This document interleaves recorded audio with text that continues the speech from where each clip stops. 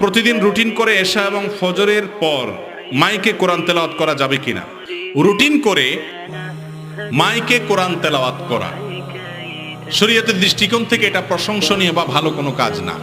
যেমন এই যে আপনি মাইক লাগিয়ে, আমাদের দেশে অনেক সময় দেখবেন সবিনা খতম পড়ে, আছে না নেই? মাইক লাগায়া সারা রাত সারা দিন হাফেজ সাহেবরা কোরআন তেলাওয়াত করে সবাইকে শোনায়। কোরআন তেলাওয়াত আপনি করলে সওয়াব পাবেন, অন্যকে শুনাইলেও সওয়াব পাবেন, কিন্তু জোর করে কাউকে যদি শুনাইতে যান তাহলে সওয়াবের পরিবর্তে গুনাহ হবে। অতএব মাইক লাগায়া জবরদস্তি কোরআন তেলাওয়াত শোনানো জায়েজ নাই। আপনি মাইক লাগায়া কোরআন তেলাওয়াত শোনাচ্ছেন, কেউ হয়তো মোবাইল ফোনে কথা বলবে, কারোর বাচ্চা আছে অসুস্থ, কেউ হার্টের রোগী, কেউ হয়তো ঘুমে আছেন, কিন্তু আপনার মাইকে যদি তার ডিস্টার্ব হয়, এই জবরদস্তি ইসলাম শেখানো বা জবরদস্তি কোরআন তেলাওয়াত শোনানো, এই নির্দেশ ইসলাম আমাদেরকে দেয় না। এটা ভুল কাজ।